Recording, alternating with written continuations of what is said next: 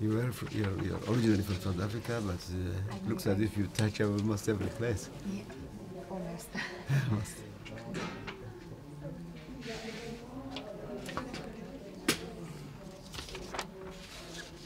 Okay, we're rolling. Hello, good afternoon. We're here with Dr. Berhane Asfaw, an archaeological paleo... Stop. Look at him. Just look at him.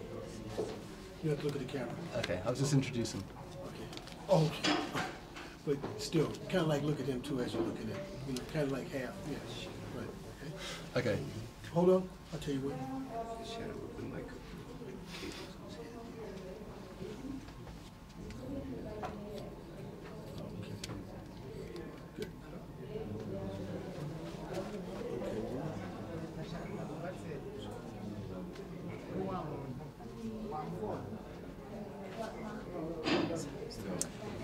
Hello there, good afternoon. We're here today with Dr. Berhane Asfaw, an archaeological paleoanthropologist. Okay, Dr. Berhane, first question. In the past, archaeological exploration of past civilizations has sometimes been driven by, let's say, political motivation, in which a nation or a culture will seek to assert itself through their ancestral heritage. An obvious example of this is in Mussolini's Italy, in which they attempted to align themselves with the ancient Romans. How can Ethiopia ensure that its archaeological explorations are driven by a genuine historical interest rather than any sort of political motivation? It's a very interesting question, because this is any subject, any knowledge can be misused. But what's important is whether we try to use it for the right thing to promote knowledge or for political purpose. At the end, the winner is the truth. Right. Meaning the fact will never be distorted. It can be distorted for a short time. Because, a long time ago, some people have used, certain, ideological groups wanted to make whatever discoveries that they found or they think will support their ideas to prove that their case is correct. Right. And the real thing engraved in the facts of the past. But science is always a winner. Science is about truth. Science is about facts.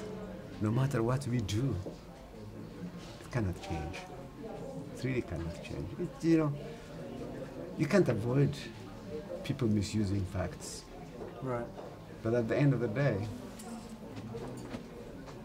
the truth is the truth. So in my country, the way we do research, basically there is nothing that we wanted to prove that is the case other than finding or trying to, engrave the actual truth in the real, in the real paper. So when we go and search, human evolution, we're not really trying to prove that humans evolved out of Ethiopia or in the land. That's not really the purpose. The purpose is to find some kind of evidence about where humans came from. Luckily, it happened to be, most of the records that we found happened to be in Ethiopia. Yeah. But personally, as a scientist, I'll be happy even if it is found in Sahara, which they did find, at the Jurab Desert. I don't care if it is found in the deserts, in the desert. It doesn't really matter. Stop. Can you pick it up just before the woman steps in? Yes. Ask the question. That's not a woman. Okay. What should we do? Should we move on to the... Question again. I'm sorry about that, I really... Okay, it's okay. Alright, I'll ask the question again from the start. Sorry about that. I really am sorry. They didn't block it. Okay. Dr. Berhane, in the past, archaeological exploration of past civilizations has sometimes been driven by a political motivation. in which a nation or culture will seek to assert itself through their own ancestral heritage, with one example being in Mussolini's Italy, which tried to link itself back to the ancient Romans. How can you be sure that the archaeological expeditions in Ethiopia are driven by a historical interest rather than any sort of political motivation? It's, you can't avoid this kind of problems because political groups always try to use anything that they can find to promote their interests. Right. But when you are working in science, that's not the motive. The data that you have can be manipulated by anybody. Of course. But it is not going to be a long-lasting one. Let me tell you one story. In the early 1950s, there were so many people, so many researchers in physical anthropology, in the same field that I am in, were involved in different ways to prove that the human races are different and created, differently. They were trying to prove by measuring bones, skulls. They were just trying to prove that different races have different IQ, intelligence. And they were just, using it, different, skull measurements. At the end, it's proved wrong.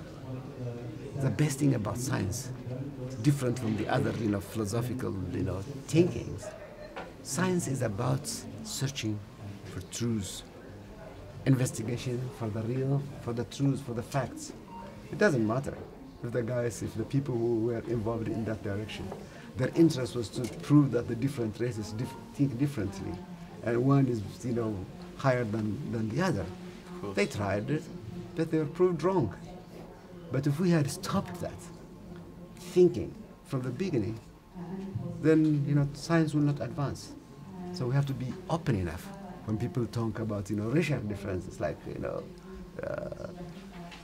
racial A is higher or advanced than racial B. If they can demonstrate it, scientifically, it's a big advance. Yes, absolutely. But it's proved wrong. So when you do, a scientific investigation in archaeology, it's the same thing.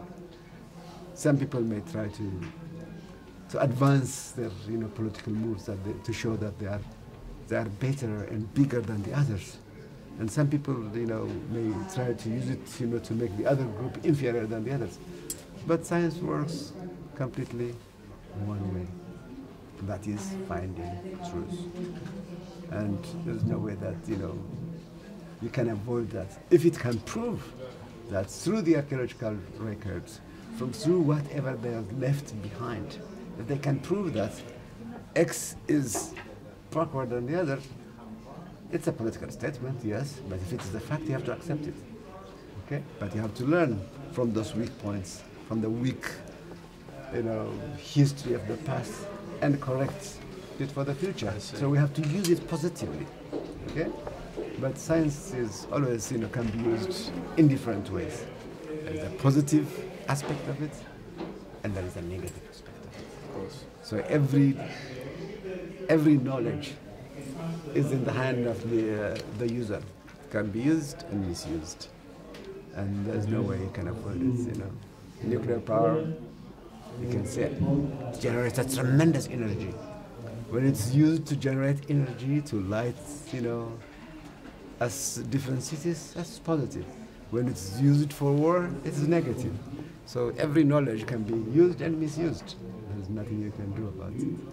But in my country, the way we do research, archaeological research, there is one driving interest. That is just to learn about our past, to learn about the past, and to get the full picture of our past history. And just, every time we go into the field and get new data, that means the past picture is getting clearer and clearer and clearer. The good thing, we are finding lots of things in Ethiopia. As you might have seen from my lecture, we have full record, not the full, not, full is a very ambiguous term, a good record of the past 6 million years of human history.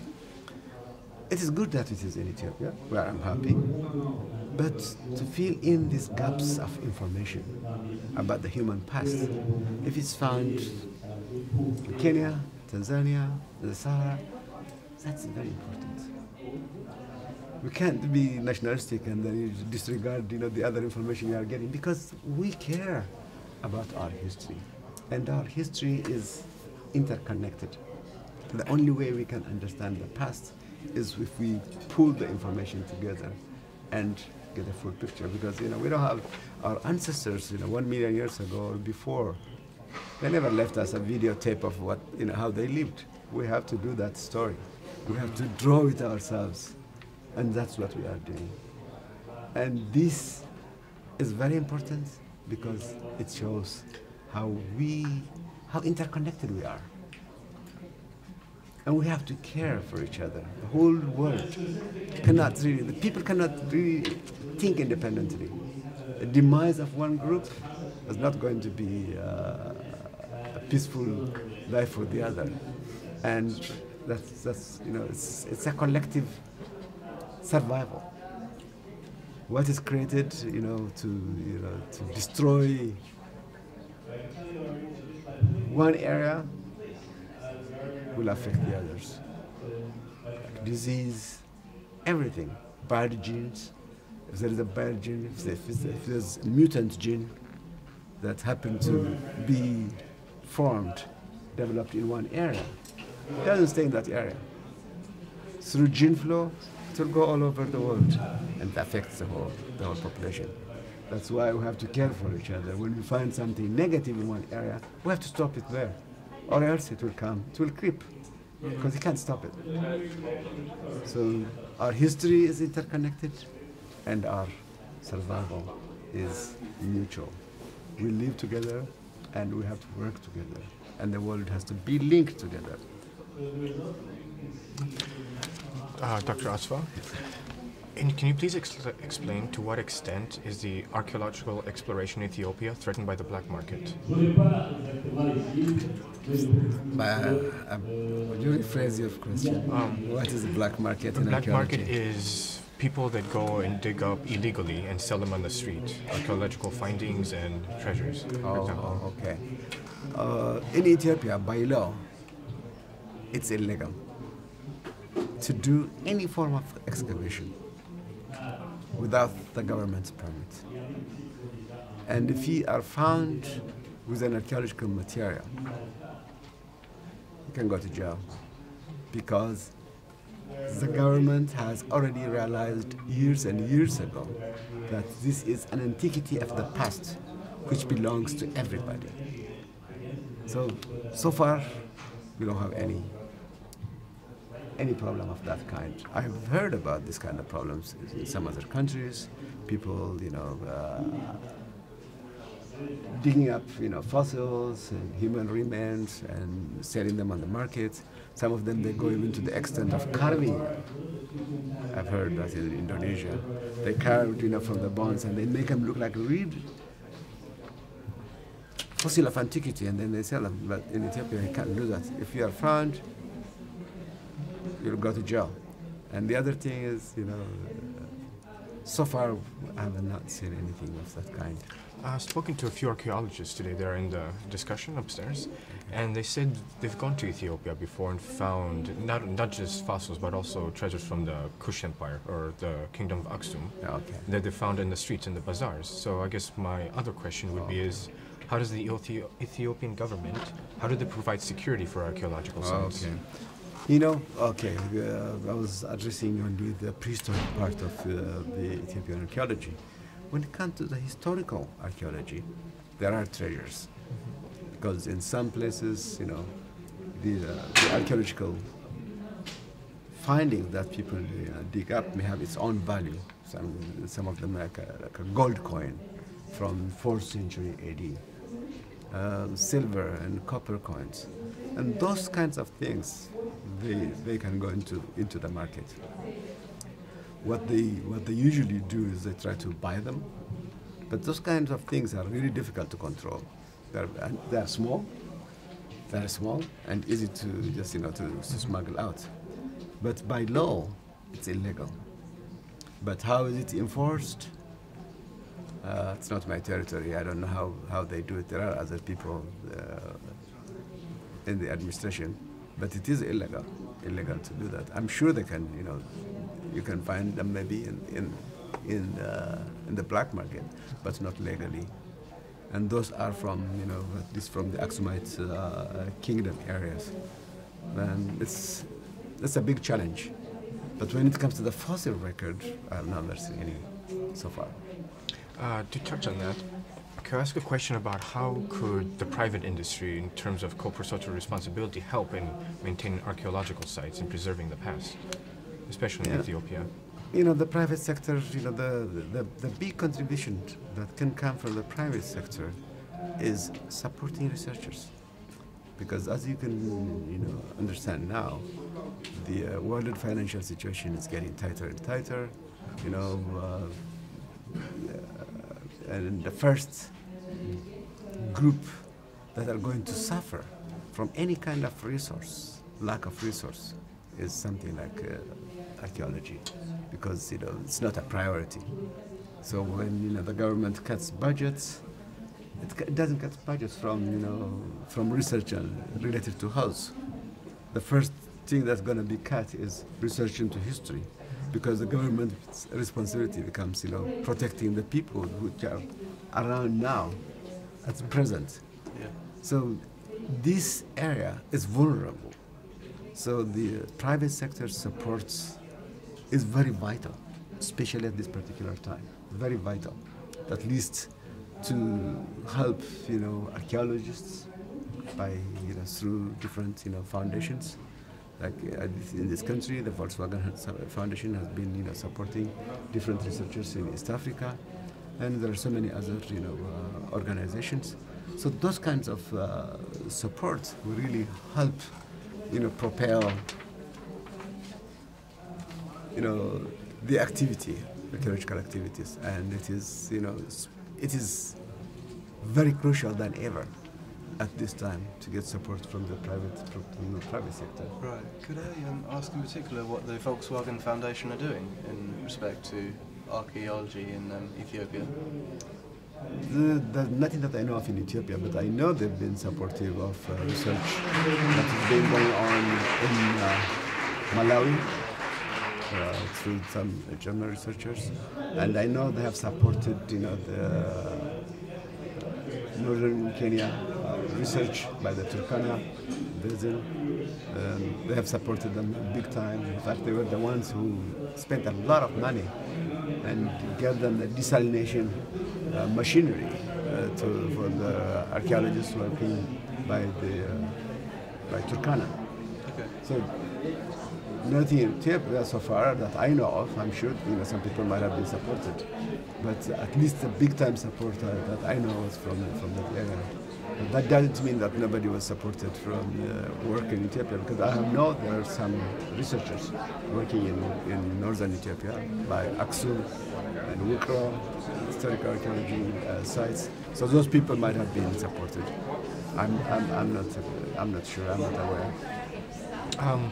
Another question is that the obelisk of Aksum, which was seized by Mussolini in 1937, was returned in 2005. Yes. So I guess my question is, what is your message or advice for other countries, like for example Egypt or Greece, who wish to see the return of their relics? I think an archaeological artifact should always be in its right place. It will have more meaning if it is at the place of origin than it is moved somewhere else and displayed in a different country. So I think it's a good precedence that's being created by the return of the obelisks, the Aksum obelisk return to Ethiopia. I think this is the trend that we should follow, and every country should be able to get their antiquities returned. And Okay, Sam? Sam. Okay, I'm going to end on a final question now. Archaeological tourism can bring economic benefits to a state, granted, but there is also a downside. Archaeological findings can be damaged and... Oh, Hey, excuse me. Hey, what the hell are you doing? okay, I'm going to end on a final question. Let's say thank you. We got to quit now, Okay. and then maybe we can get him later. Okay.